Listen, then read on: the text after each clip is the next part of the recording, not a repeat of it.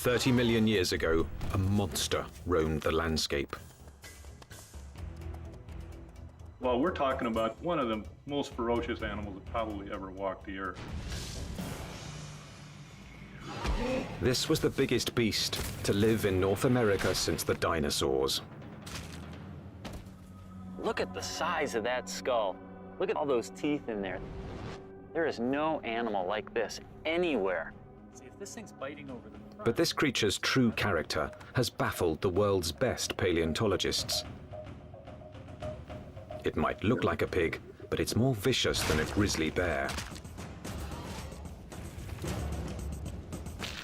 One thing is for sure, this beast was so frightening, some call it the pig from hell.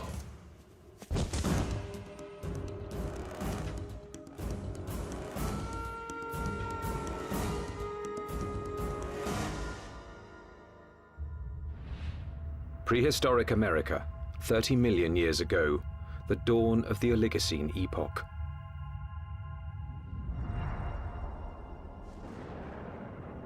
The Earth was cooling, and as temperatures dropped, the landscape began to change. In what would someday be Nebraska, Wyoming, and South Dakota, tropical forests gave way to a radically different environment. As forests disappeared, animals had to adapt to a dangerous new world of wide open spaces with nowhere to hide. A world where there was only one way to survive: run for your life. Camels become adapted for open country, horses become adapted for open country, and you have to be able to escape your predators by being fast runners. As prey animals became harder to catch, predators also had to change. In this arms race, it took speed and jaw power to stave off starvation. There were nimravids, cat-like creatures with saber teeth, which could kill with one quick bite. And the fearsome hyenodon with its lethal jaws.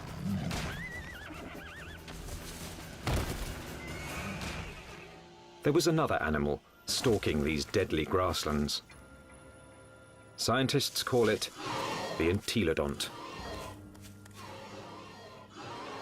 More than a meter at the shoulder, weighing in at 270 kilos, entelodont was the Oligocene's #1 menace. Entelodonts, I mean, they were really bad-looking animals that only a mother could love. And if you were another animal on the landscape and you saw one of these things, I think you'd go in the opposite direction. Paleontologists have always looked at the entelodont's sheer power with reverence. But its behavior is one of evolution's most puzzling enigmas. Was it a pure hunter, or did it use its battle tank body simply to protect itself from other predators? Between the biting and the chewing, you wanted to stay away from the business end of this animal. Just look at it. Look at the size of that skull. Look at all those teeth in there. There is no animal like this anywhere. Entelodont's name means perfect-toothed. Its teeth were driven by a perfect system, which gave this creature a ferocious bite.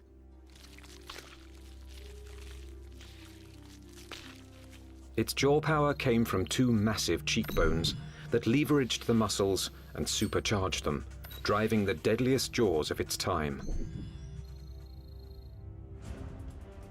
Jaws that could open 90 degrees and could clamp down harder than a hippo's or a crocodile's. This beast was bioengineered to bite. But what it was eating and why remains a mystery. Entelodonts have no modern relatives, no modern close relatives. So it makes it a challenge for a paleontologist to figure out how they made their living. What would an animal with such an enormous flange on its face, such enormous teeth, be eating? What was it doing? Entelodont fossils first caught the attention of scientists in the 1850s. They decided it was a bear-like creature. But then grooves in the teeth suggested that entelodonts were digging for plant roots, meaning that they literally ate like pigs. Today, scientific analysis has confirmed that the entelodont's closest living relative is the pig. But while this creature has some pig-like features, scientists have struggled to place it in any one category. In many ways, they're analogous to pigs, but they're also analogous to bears. They're also analogous to hyenas. Nobody's thought about these animals before. And there's no animal alive today that is a direct comparison to entelodonts. The lifestyle of entelodonts has provided paleontologists with difficult questions. A new generation of scientists is looking at the entelodont to determine why this plant-eating animal had teeth like a carnivore. Entelodont jaws held 4 different kinds of teeth: canines, incisors, premolars, and molars at the back. The back molars were ideal for grinding vegetation, but it's hard to imagine that the entelodonts would have needed such lethal canines and incisors just to grab plants. Then, in 1993, a discovery suggested that entelodonts were chewing on much more than plant roots. We've got a set of vertebrae here. You can see the neural spines are evident. For over 15 years, this quarry site in the Badlands of South Dakota provided paleontologists with a multitude of fossils from the animals that shared entelodonts' world. There it is. First time out in 33 million years, huh? 30 million years ago, this place was a watering hole crowded with rhinos, camels, and early horses.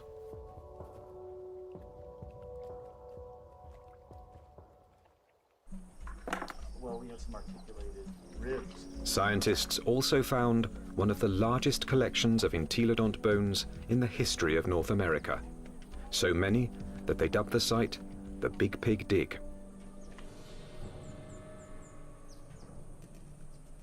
Fossil hunters also found the prehistoric equivalent of fingerprints. Entelodont teeth marks all over the bones of the biggest and fastest animals of its time. These represent bite scars along the dorsal margin of this rhinoceros skull. Well, what could make these marks? If we take an entelodont skull, we see that the premolars are widely spaced apart. So when we lay that over the top here, lo and behold, they're matching up quite well, suggesting that this animal is at least a likely candidate for biting through the top of the skull of this rhinoceros. The dig presented key evidence that entelodonts didn't just eat plants, suggesting that they were less like modern pigs and more like fearsome prehistoric predators.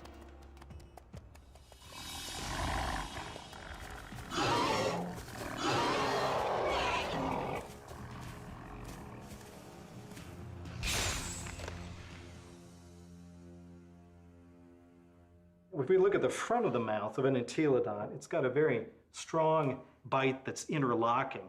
The teeth come together like that. The tips of the teeth don't touch each other, so it's not really specialized for cropping vegetation.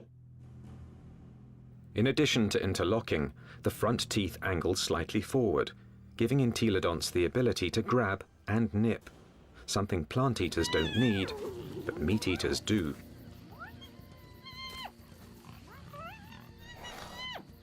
The incisors and the canines have been perfectly capable of tearing a bite out of a carcass. But dentition isn't the only reason paleontologists believe the entelodont was a dedicated carnivore. Under Wyoming's rugged terrain, scientists are finding more and more bones bearing the signature of entelodont's powerful jaws.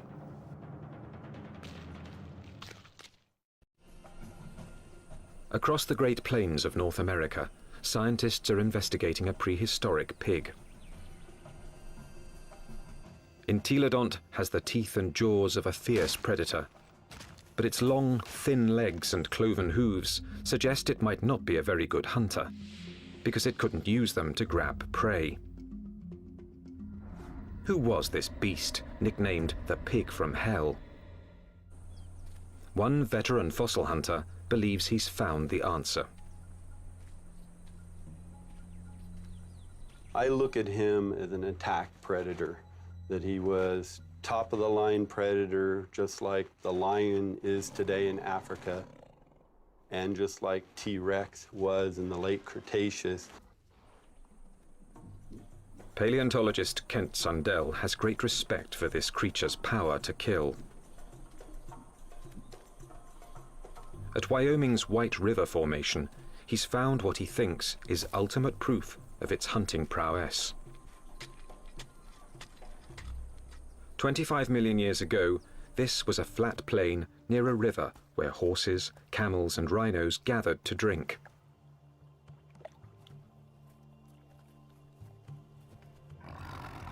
Fierce carnivores, such as hyenodons and saber-toothed cats, were also drawn here. It was the perfect spot to ambush and kill the unwary prey animals. In 1998, Dr. Sundell found the mangled skeletons of 7 miniature camels jumbled together. All the bones had been gnawed, and 6 were missing their hind quarters. In theory, they could have been the victims of several predators, like the hyenodon or early saber-toothed cats. But when Dr. Sundell matched up the teeth from White River's meat-eaters with the bite marks on the camel's bones, only one fitted.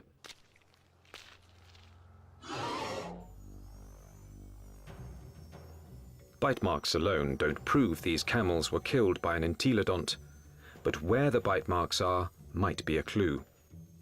On the camels, I showed they were bitten in the back of the skull and at the top of the neck. He gets next to that prey and he tries to get a puncture wound through the cranium. Dr. Sundell believes this is the mark of a true predator, which kills before it eats.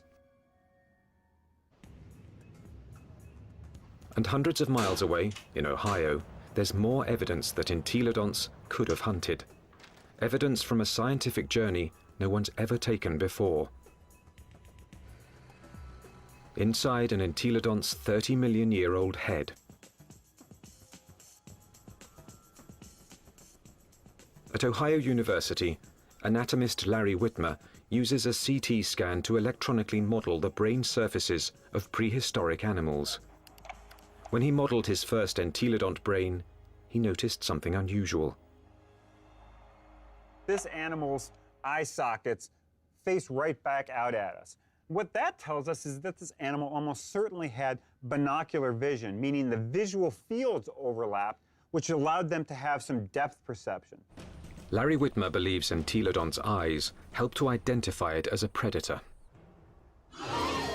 There's a decent chance that this animal has binocular vision as a predatory adaptation, to actually spot prey and actually judge their distances, which you might actually expect an ambush predator to have. So it could actually jump at the right speed and the right distance in order to capture its prey.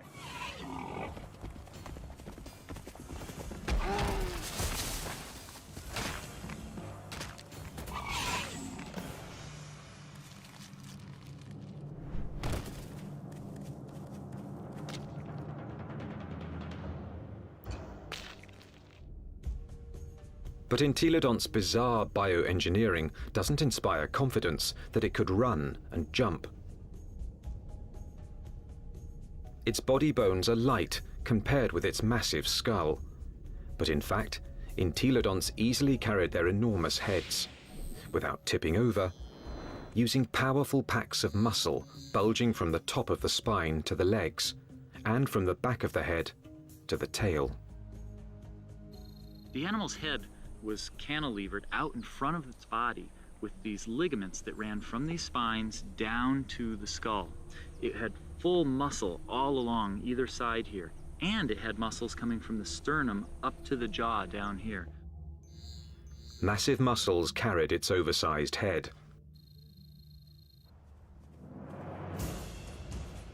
But to bring down a camel, it would also have to run fast. And that's when the entelodont's agile, lightweight body may have paid off.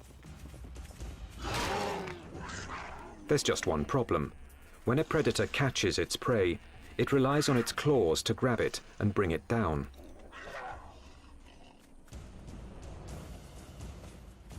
Armed with only cloven hooves, there is no way the entelodont could have captured a fleeing camel. Or is there? It must have been doing something right, because there's compelling evidence that plenty of large mammals ended up as an entelodont's lunch. Well, it looks like there's a lot of bones coming out along here, and right here we have a really large limb bone. And we found evidence that entelodonts have bitten into all sorts of bones, including rhinoceros bones. They've been biting into camels. We found evidence that they were biting into the long bones of rhinos. Well, the bite marks that we see are these two. This would be... Kent Sundell believes White River's camel skulls reveal how a cloven-hooved predator captured its prey. He runs up, he gets next to that other prey, and he tries to get a punctured wound through the cranium or into the very back of the neck. And then the long snouts that I move around. Entelodont expert Scott Foss disagrees with Kent Sundell's scenario. I can get close enough to. I doubt an entelodont used its teeth in order to capture other prey. It probably used its larger bulk and ability to accelerate to just run into the animal, knock it over.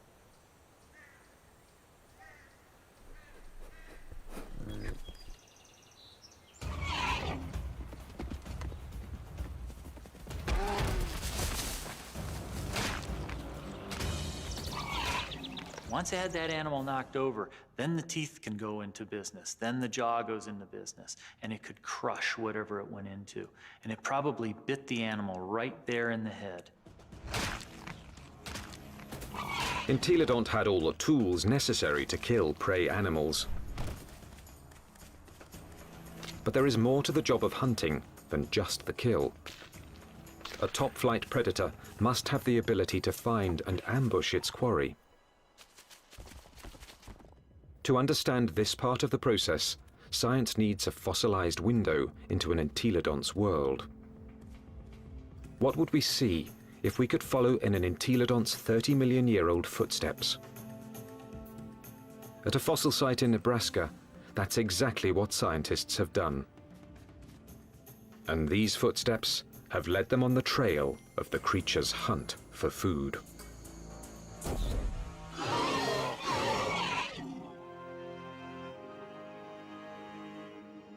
Northwest Nebraska, home to Toadstool Geologic Park, one of America's more remote tourist destinations, and a treasure trove for anyone fascinated by life's ancient past.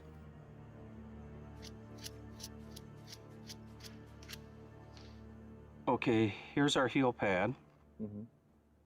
Toe, toe, center hoof, which bears most of the weight, the middle toe.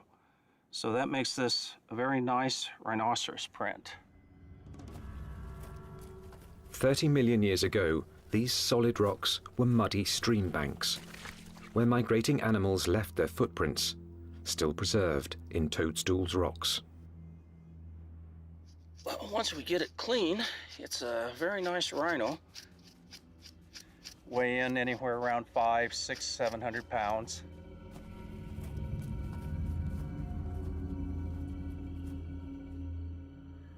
Dave Nixon has spent over 25 years analyzing the fossilized animal tracks of Toadstool Park. So on the first slabs over there. He pours water on 30-million-year-old tracks to make them more visible. He can then interpret the animal's behavior. And he's walking at a deliberate pace, but not excited until he gets to this point. He starts to become stuck in the mud and shows quite a bit of emotion here because he really kicks, lands here, and he's out of the mud, but he puts another leap in, and the third bound takes him out of our exposure, and we're seeing excitement, if not fear. And if you're a herbivore, somebody always wants you for lunch. The rocks reveal that something was following the rhinos.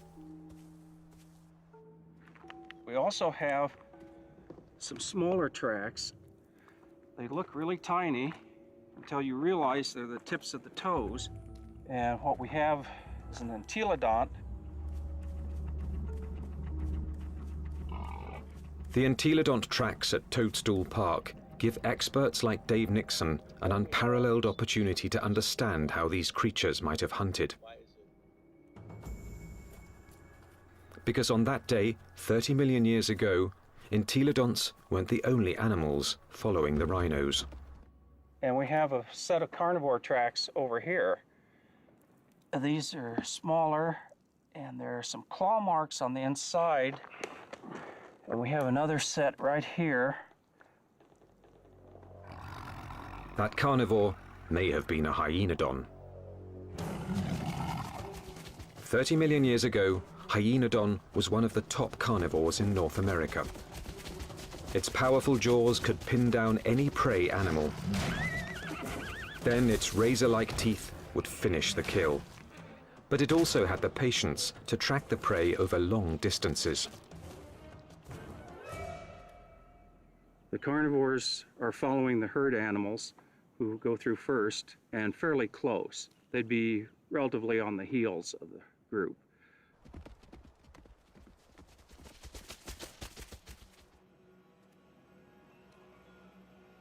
Mysteriously, the tracks also reveal that the entelodonts were letting the competition get closer to the prey. They're following the main herd, but they're not as close in time. Why would a hungry entelodont on the trail of a meal allow another predator to rush in for the kill? The answer may lie in the most puzzling evidence of all. What's interesting, the rhinos are going that way, and the entelodonts are running at about a 45-degree angle to the rhino trail. Zigzagging seems a strange path to take if the hyenodon was closing in on the prey. But some experts believe entelodonts might have had a very good reason to zigzag. A reason revealed by a CAT scan. When anatomist Larry Whitmer modeled the surface of an entelodont's brain, one exceptionally large nerve cluster got his attention. The size of these things right here, and what these are nerves that are actually bringing sensory information in from the snout. This was no bloodhound, but it still had a very respectable sense of smell, and this smelling apparatus here certainly would have been well adapted to pick up the smell of a carcass. And that could explain why the Toadstool Park entelodont zigzagged while following the rhinos and hyenodon. Zigzagging could have helped its nose track the smell of a kill. It's searching. If, say, something's here or here, as you go around it, as the wind brought the scent to you, you'd be able to basically triangulate in and find it. So if the wind's from this direction and you're upwind, you'd miss it, but as you came this way, you'd be downwind and catch it, and you could double back.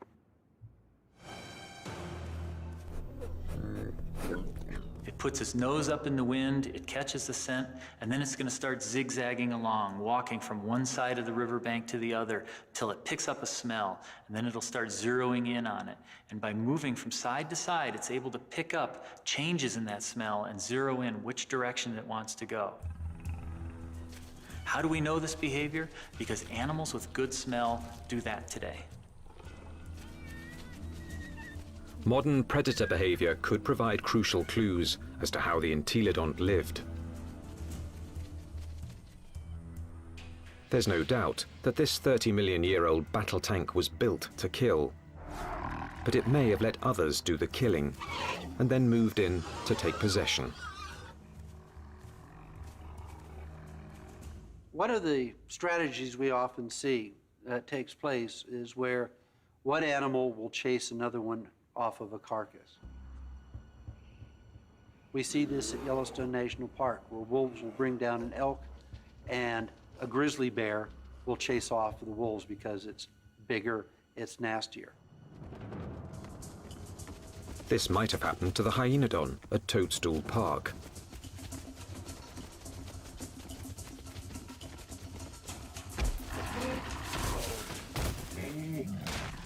The hyenodon has run down and killed an exhausted rhino and is feasting on the carcass until the pig crashes the party. The razor-jawed beast goes from fearsome predator to underdog. The hyenodon might get in a few blows, but the entelodont's bulk would overpower its rival.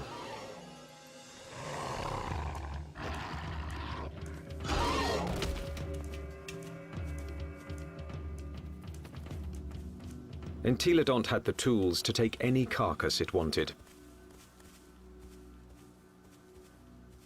I can't think of any other carnivore that might stand up to it. Some experts argue that this is the true secret of the creature's success. An entelodont could hunt, but it didn't need to be a full-time predator.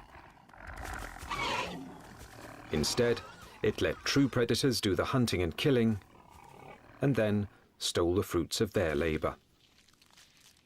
Stealing food from a hyenodont, even if it meant getting into a battle with a hyenodont, would probably take a lot less energy than having to hunt for food and kill food on its own. If scavenging was its lifestyle, the entelodont's complex bioengineering doesn't look so strange. Entelodont had the eyes of a hunter, the nose of a scavenger, the front teeth of a meat-eating carnivore, and the back teeth of a plant-eating herbivore.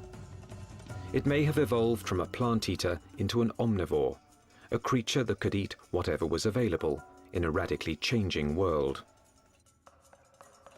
And so in reality, what this animal ate was anything it wanted. That's part of the reason why these animals were as successful as they were for as long as they were on the planet. The entelodont's success was about to be tested by an ever-evolving planet. The Earth was growing cooler, and the landscape was changing. Some of the entelodont's fiercest rivals would not survive, but the pig from hell was about to show it could withstand the test of evolution by getting bigger.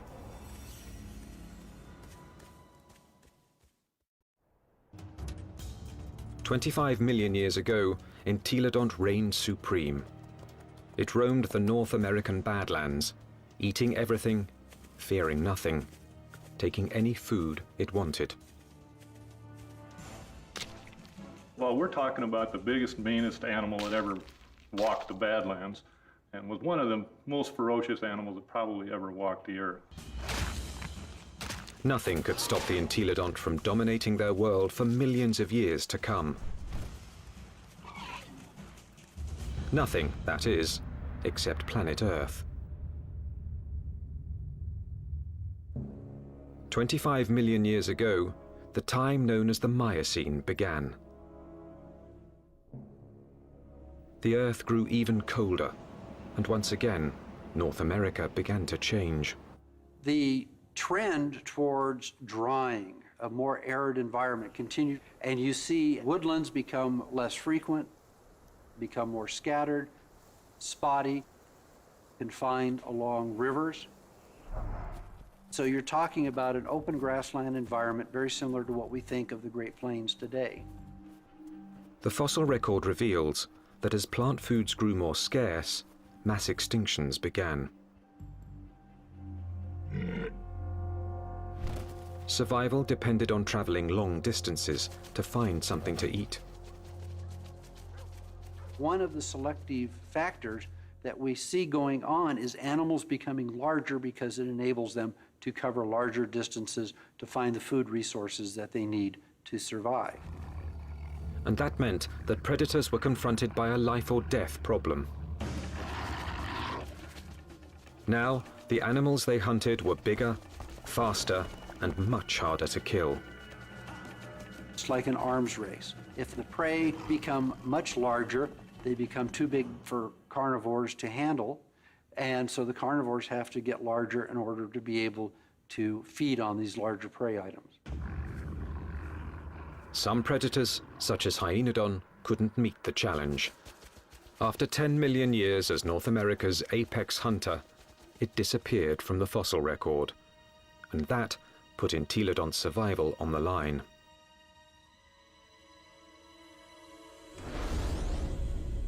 When the predator is gone, the scavenger is now in danger. The scavenger now needs to adjust its lifestyle. And if the scavenger isn't very flexible, it's going to have a difficult time. And in fact, the so-called pig from hell disappeared from the fossil record at about the same time. But this species wasn't gone. Entelodonts evolved to rule the North American plains with a vengeance. This pig hadn't become extinct, it had supersized. This new version stood over 2 meters tall and was 4 to 5 times the size of its predecessor. It still had a battle tank body and a sprinter's legs. Its skull and jaws were now even more massive and more intimidating. It was bigger than a modern bison.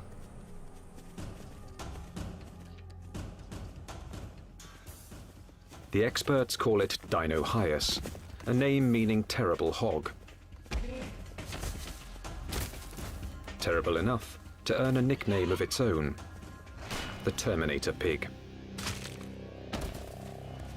Dinohyus. This is the monster of monsters. This is the beast of beasts. The skull alone is almost 1 meter long. This thing could bite through anything. The canines are this big around. They're just an enormous animal. And what is it doing? The answer lies at Agate Springs, Nebraska, one of the few places in North America where Dinohyus fossils are found. 24 million years ago, this place was a watering hole, an oasis in the arid sea of grass.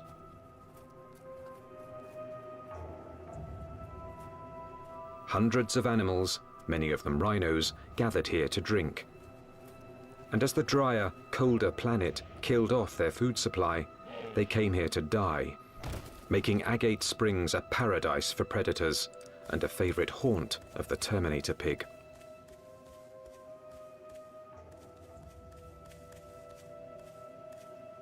This thing was eating the big animals. We think that this guy was specializing on the large rhinos that lived at the time, on the calicotheres that lived here at Agate Springs. This is a limb bone from a calicothere, and in it we have a bunch of bite marks made by either a predator or a scavenger. The Entelodont premolar, one of the teeth you find just behind the canine, appears to match these holes very well. When its crushing jaws bit into some of the Miocine's biggest mammals, Dinohyus was chewing on more than meat.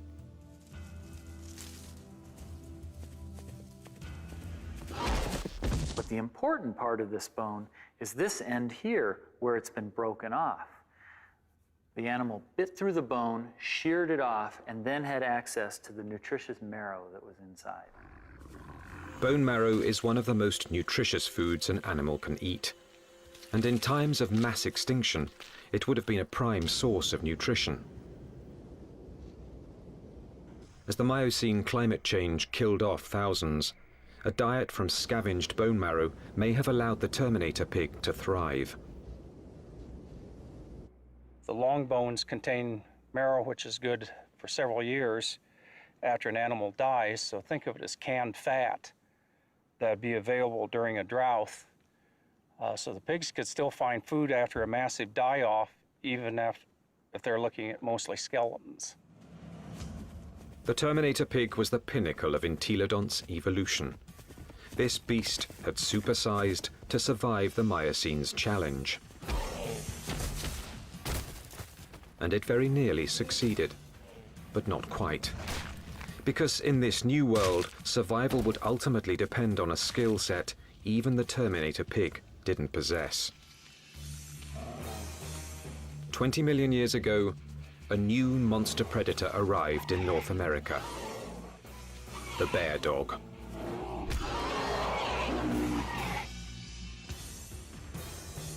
The Miocene epoch, 20 million years ago. In what's now northwest Nebraska, Dinohyus, aka the Terminator pig, is settling down to eat. The chances are good that its meal will be interrupted.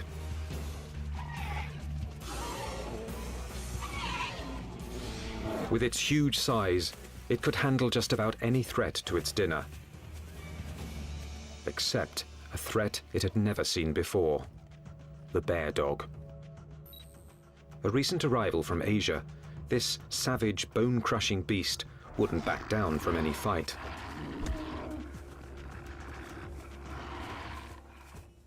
The bear dog migrated from its homeland in China and Mongolia across the Bering Strait to North America about 23 million years ago.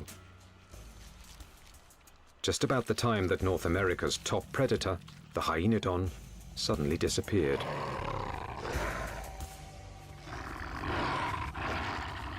Scientists suspect that it wasn't a coincidence.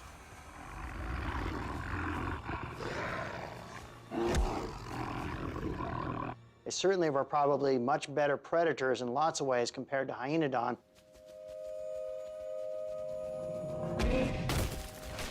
And so it's a reasonable expectation that they probably drove the last of hyenodon to extinction in North America.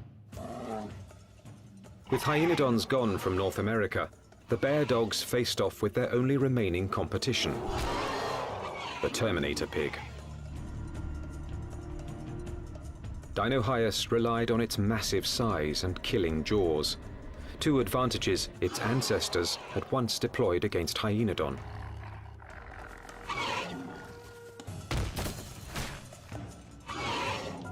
But the bear dogs counterattacked with new evolutionary weapons. Its first weapon was speed. With its heavily muscled, top-heavy body, Dinohyus could be a fast runner in short bursts. But on the vast, open plains, the bear dog's bioengineering was perfectly suited for long-distance pursuit of prey that was becoming much harder to catch. When you look at the skeleton of this animal, it's a much more sophisticated, much faster running animal. We see longer legs in the horses, longer legs in the camels. So if it came to running down prey items, this animal would have had an advantage. Its next weapon was its teeth. Entelodonts ate well because their jaws and teeth could tear flesh and crush bone to extract its highly nutritious marrow. But bear dogs could do these things just as well. In fact, even better.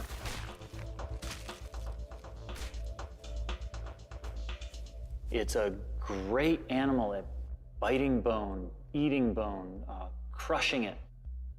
And it also has a set of teeth that are sharper than any entelodonts. Entelodonts, for example, wear the tips of their huge canines off, and they're not actually very good for puncturing, probably because they spent so much time crushing bone with them. This animal never does that. Its canine teeth are always much sharper. It also has better slashing teeth in its jaw than any entelodont had. So in many ways, it did a better job of what entelodonts had done than entelodonts ever did. The bear dogs could outrun and outbite the Terminator pig. And they had a third weapon the entelodont never possessed. The deadliest power ever to evolve on Earth. Bear dogs actually had much more advanced brains. Brains that were much more like what we see with modern animals. So where these entelodonts had relatively archaic, simple, smooth brains, these bear dogs actually had a much more expanded neocortex that was more highly folded. These were more sophisticated animals. Instead of developing brain power, entelodonts had responded to the Miocene challenge by supersizing into Dinohyus. For almost 20 million years, they had ruled their world by brute force.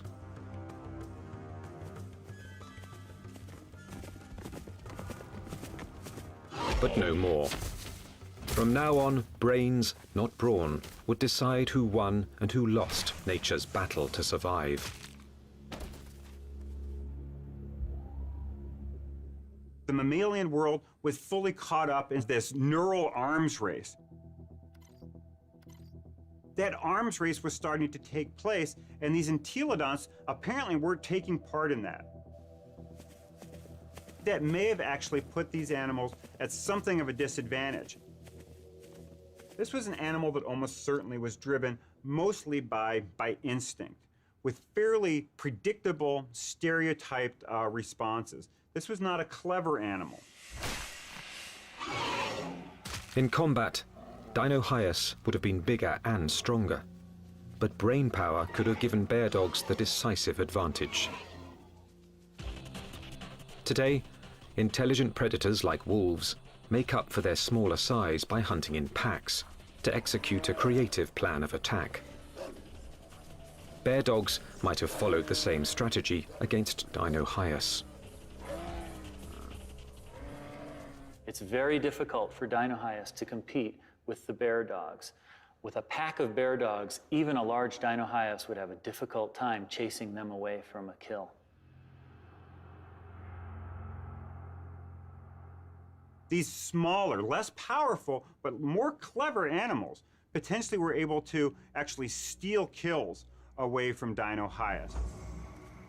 That they actually could have used different kinds of techniques. Fooling Dinohyus, being able to lead it away, or to actually even take on Dinohyus itself in actual combat.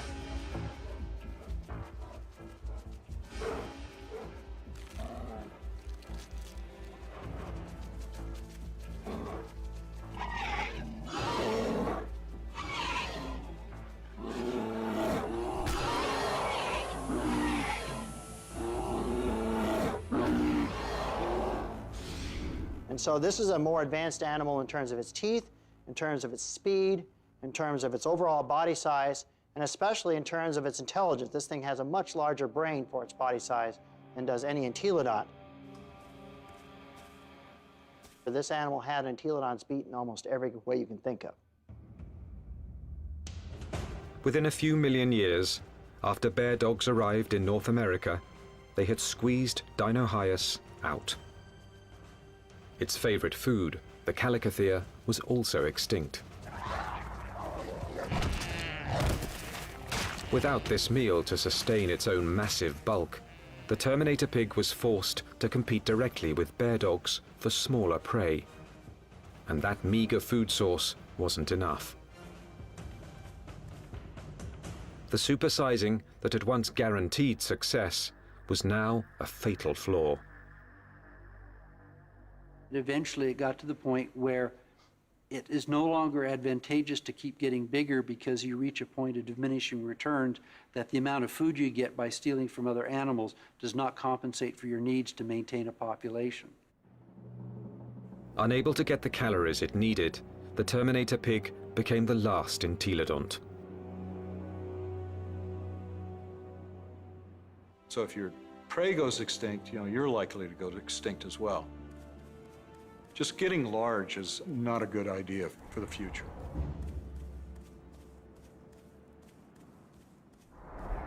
Despite its rapid demise, entelodont was an evolutionary success. It dominated its environment for nearly 20 million years. It had the ability and intelligence to either hunt, scavenge, or forage, allowing it to survive on any available food source. This behavior is now the norm for more modern omnivores, like bears and humans. And some think a bit of entelodont's predatory instinct still lives on. When I was a kid growing up on a farm, I was always told, don't fall down the pig pen, they'll eat you. But the entelodont's living legacy isn't what fascinates the experts. Science is unraveling its secrets. Nothing else quite like it has ever walked the earth.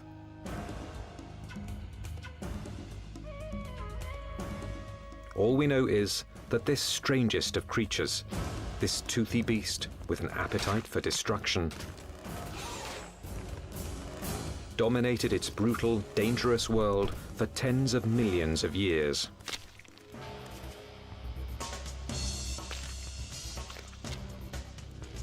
A powerful tribute to the entelodont, perhaps the most unusual and the most mysterious of all prehistoric predators.